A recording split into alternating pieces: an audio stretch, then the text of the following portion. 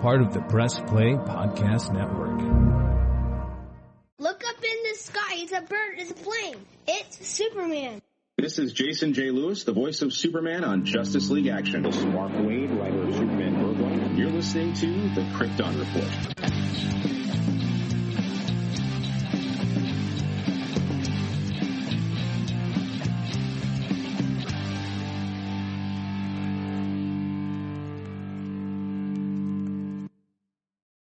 Welcome to the Krypton Report podcast, now part of Press Play Podcast Network.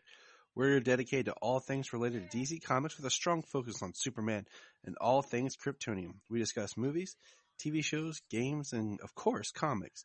I am your host, Tyler, the Superman of Blue, the Man of Tomorrow, and with me, as always, my better half, the Man of Steel, the Superman of Red, James Cole.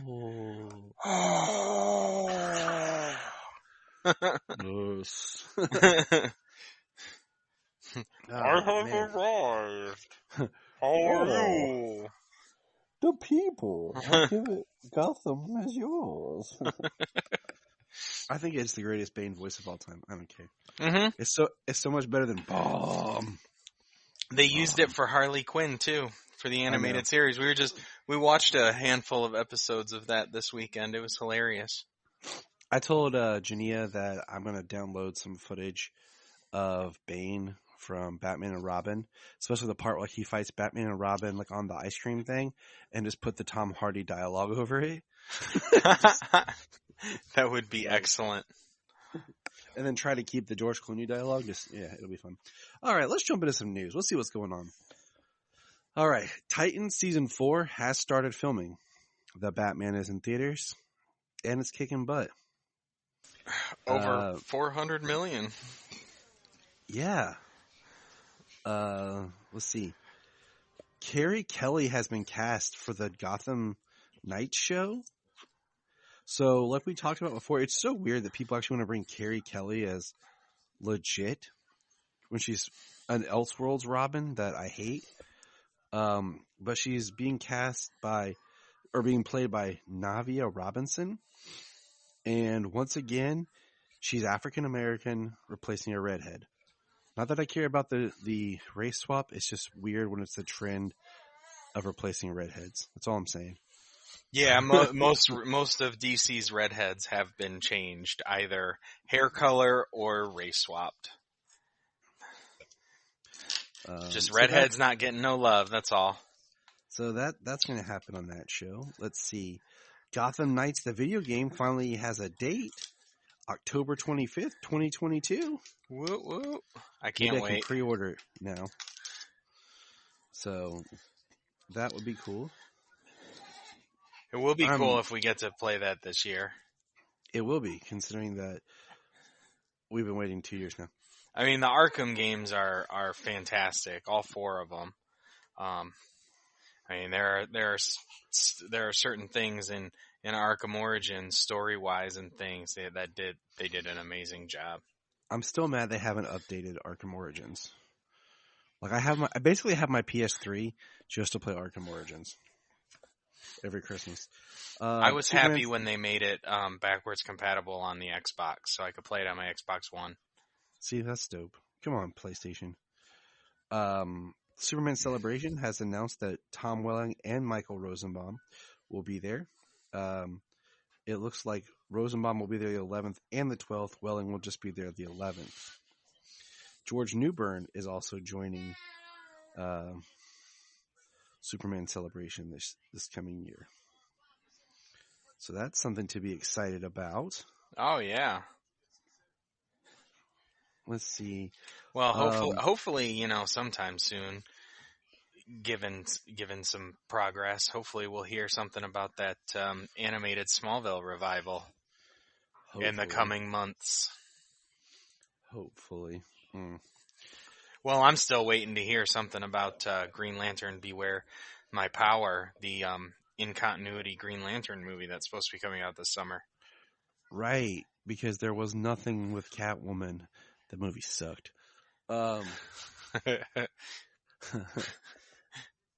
So this is weird. So the Matt Reeves Gotham PD show, police show, the one that Brian and I were talking about, and then literally the next day they canceled it, is now becoming an Arkham-based show. And that's all we know.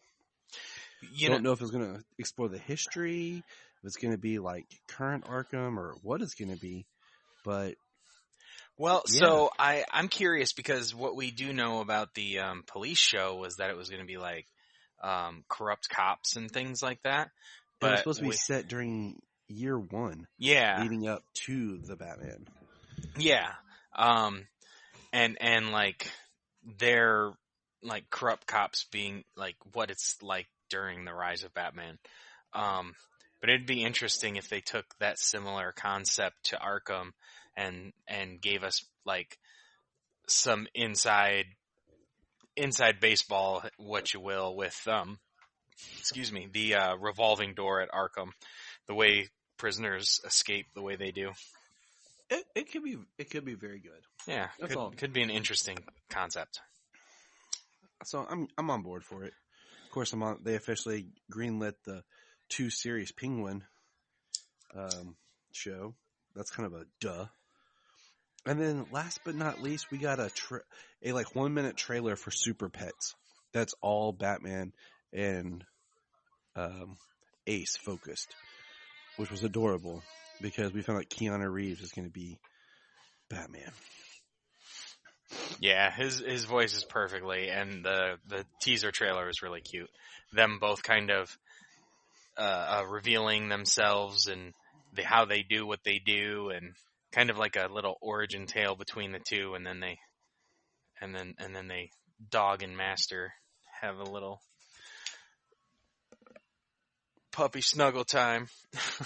Yeah, it's precious. I actually can't wait for that movie. Yeah. I'm pretty excited. I am pumped. But you know what else makes me pumped? Superman. Hey, we're going to press pause and hear a few words from our other podcasts on Press Play Podcast Network. Hello, Brooks here with the Books with Brooks monthly book club podcast. Here's how Books with Brooks works. We read one book a month and then we talk about it. Classics like Stephen King's The Shining, debut novels like We Are the Brennans by Tracy Lang, and tons of other compelling, life-changing stories, one book and 1 month at a time. So come read along with us and then listen in. This is Dan Jurgens, and if you want to have a good time, keep listening to the Krypton Report. Remember to check out Krypton Report on all social media platforms. Go to linktree.com/Krypton Report. You find all of our information right there. And if you want to keep Krypton from exploding, join our $1 a month Patreon. That's right, for $1 a month, you'll get extra special content that you don't get on the main show, like movie commentaries and whatever else comes out of our mouths. So check it out, patreon.com/Krypton Report. You know what we're going to talk about? Superman and Lois. Yes, we are. Episode 6. So let's jump on over and discuss some Superman and Lois.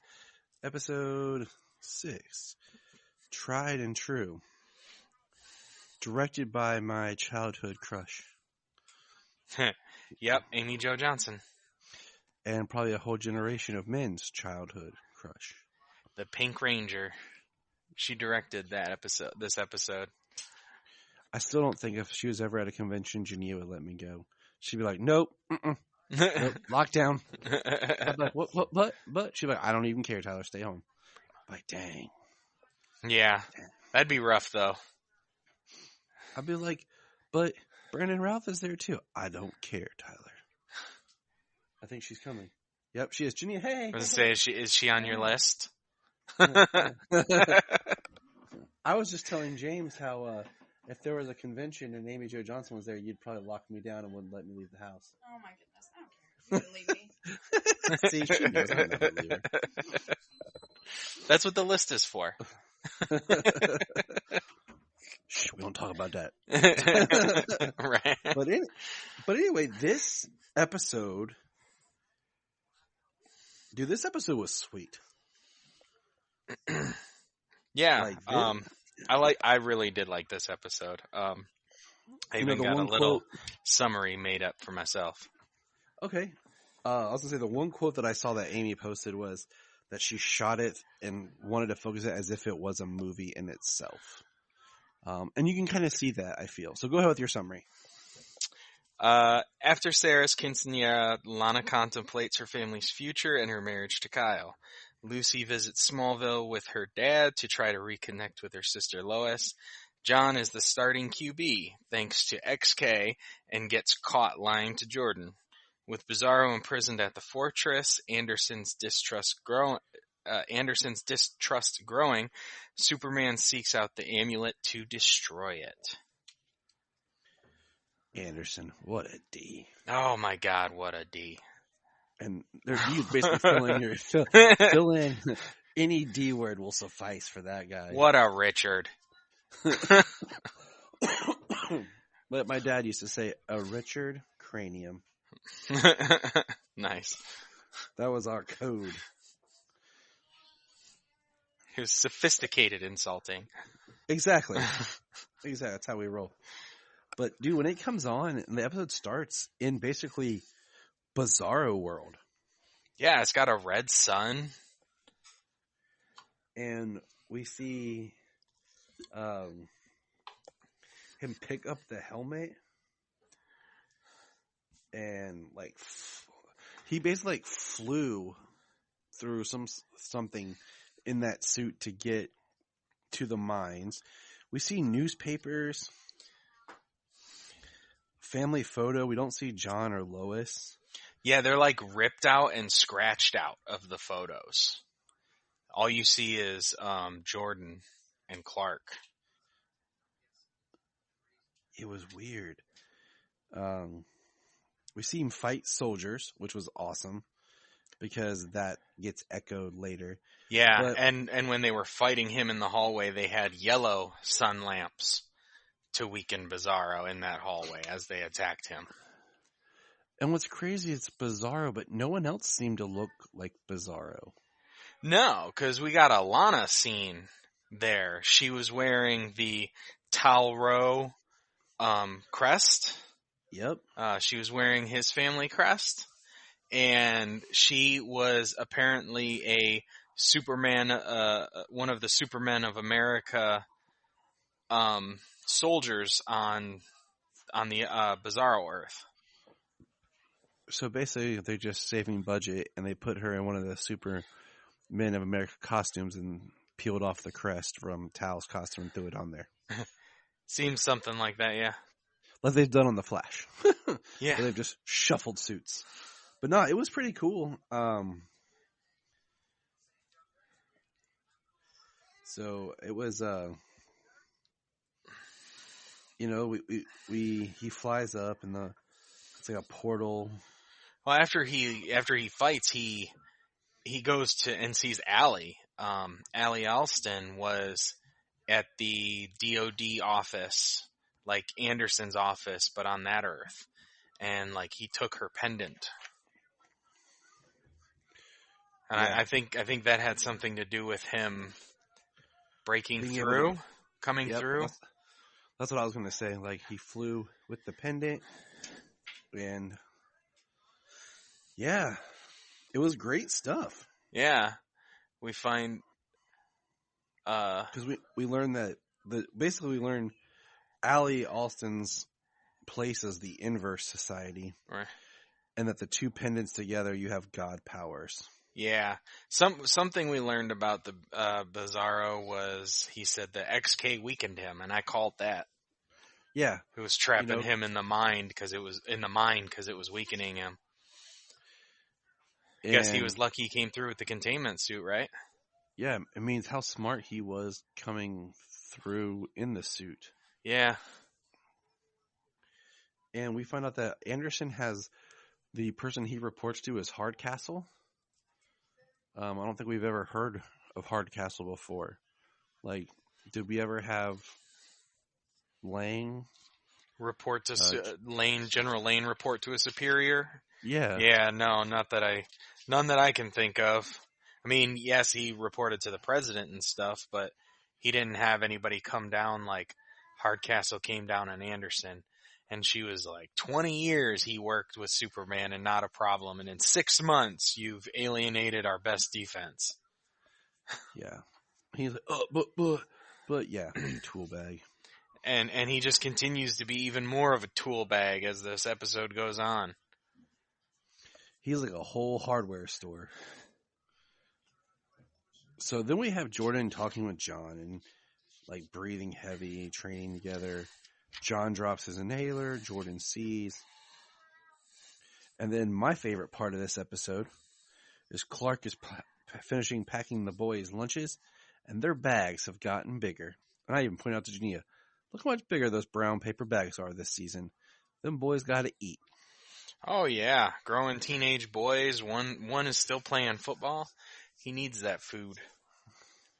Might as well just drop a jar of peanut butter, a loaf of bread, and a knife. Here you go, son. Have at it. I do like that. I really, one of the things I really love is just the genuine admiration that Clark has for his friend Lana. Because like he texts to check on her. And you know, we see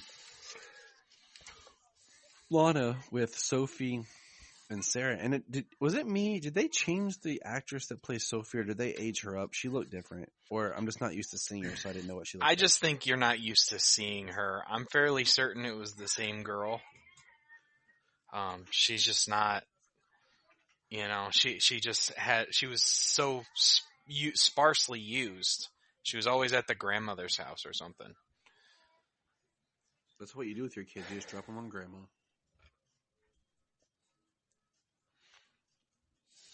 For some people, that works. Yeah.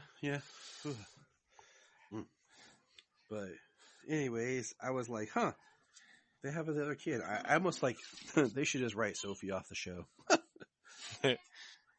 Nearly, yeah. But Sam pulls up back at the farm with Lucy. And I was like, finally, the father's putting himself and doing something in action. And do you think Lucy knows that Clark is Superman? Yeah. I don't know. You know, with this version, with the last version, I would say probably.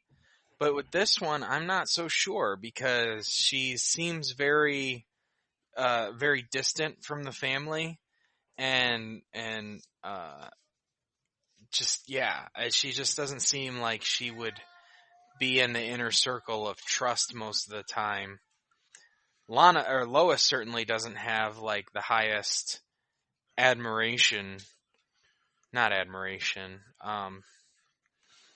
highest of opinion of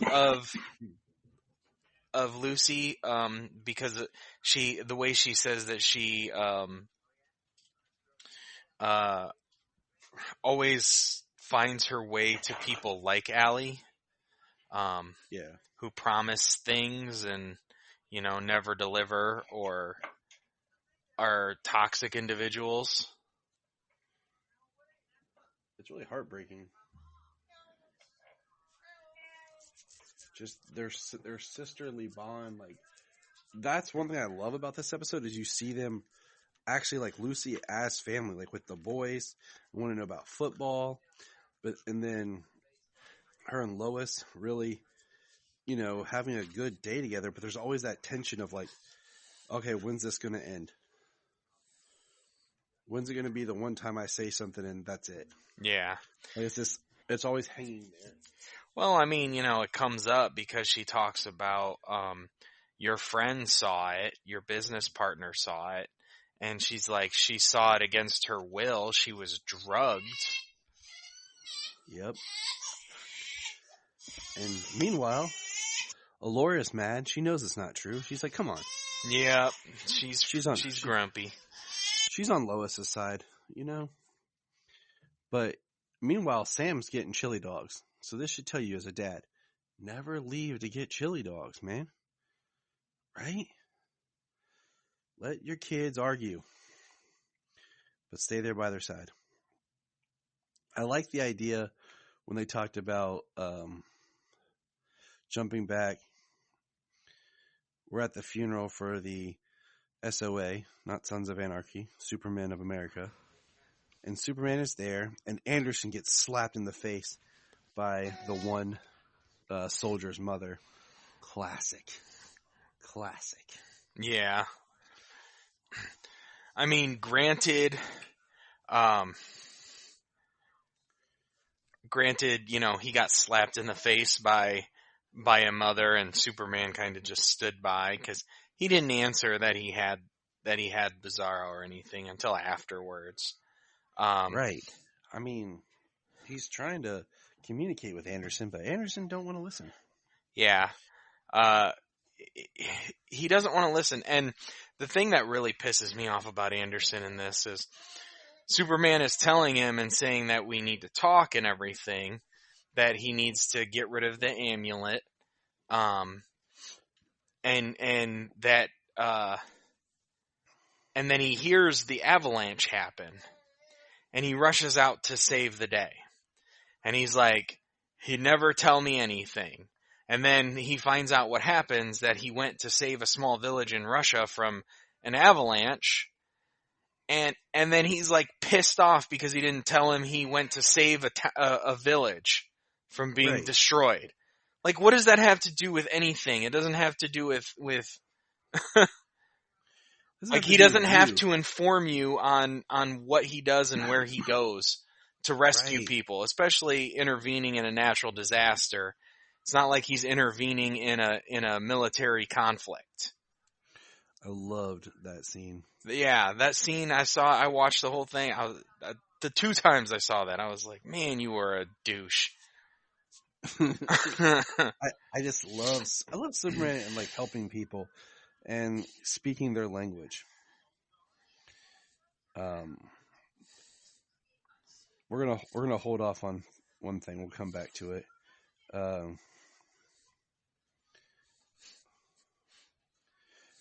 We have, the Kent family drama. John's starting.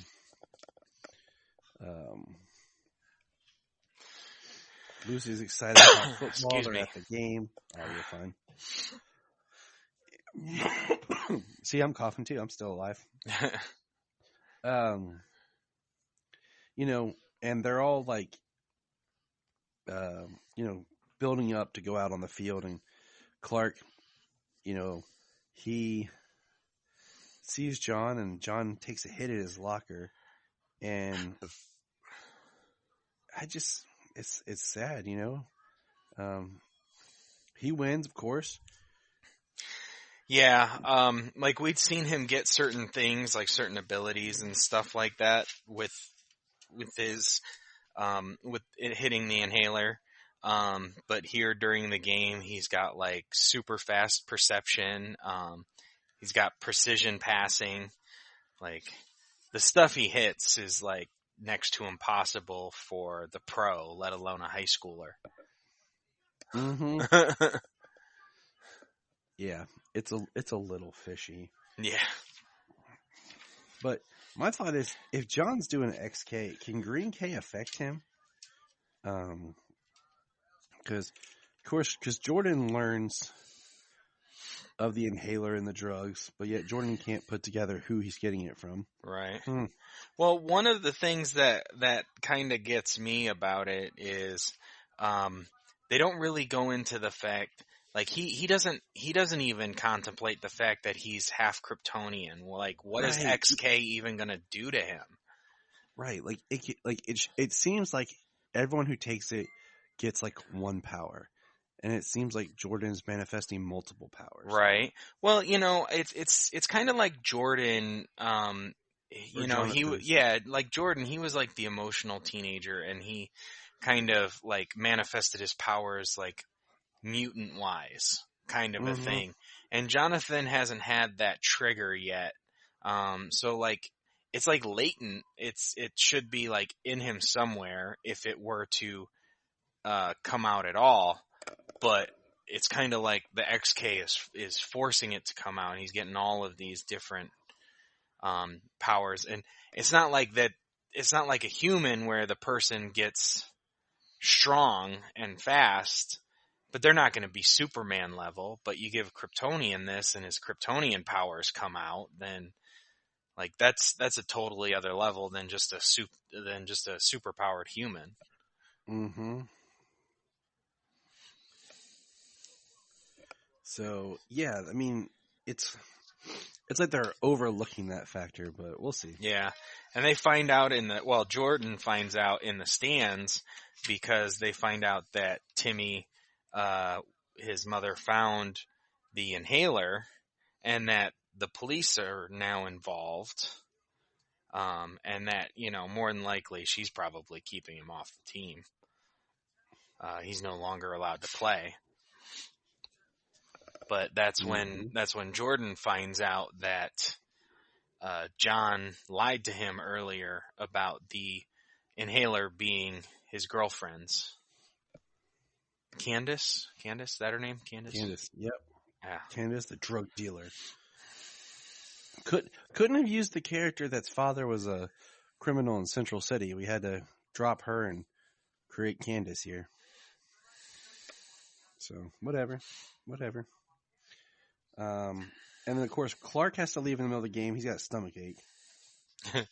Which is a nice line. The coach was like, that guy really needs to learn to take care of his diet. Yeah. Says that about Clark Kent, but, Clark Kent is jacked and shredded. Yeah. Yeah, for real. And then Clark goes to see Anderson. Anderson's the ultimate D because he tells, his superiors that he has a way to find basically Bizarro, and he just needs their approval. And Superman shows up and he traps him with red solar lamps and shoots 2 shots of green K into him.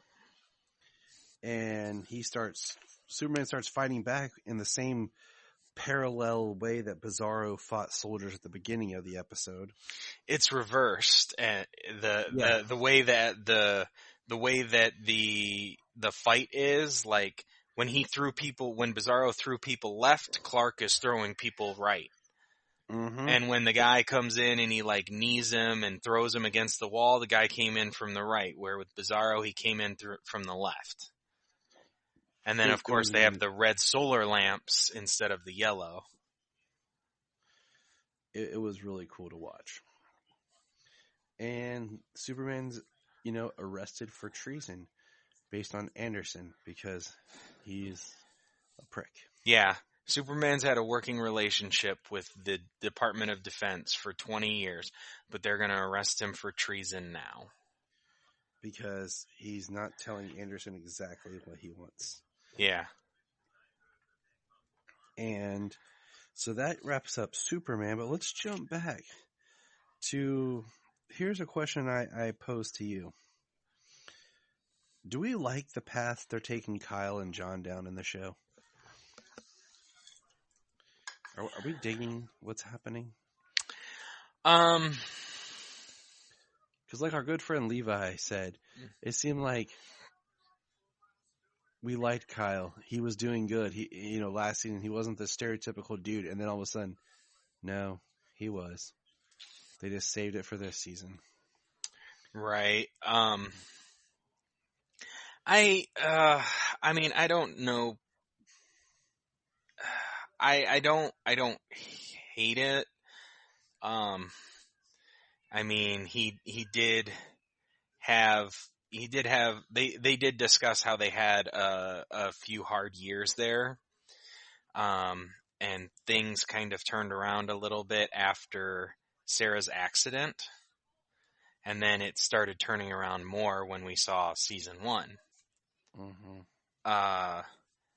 And well, that's what Lana finds out because she goes to see Tanya and discuss with her what happened.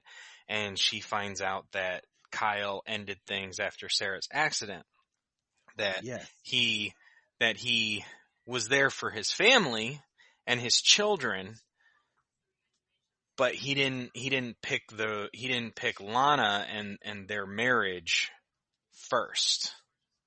Yeah, which is why I think she tells him, that he needs to move out for now.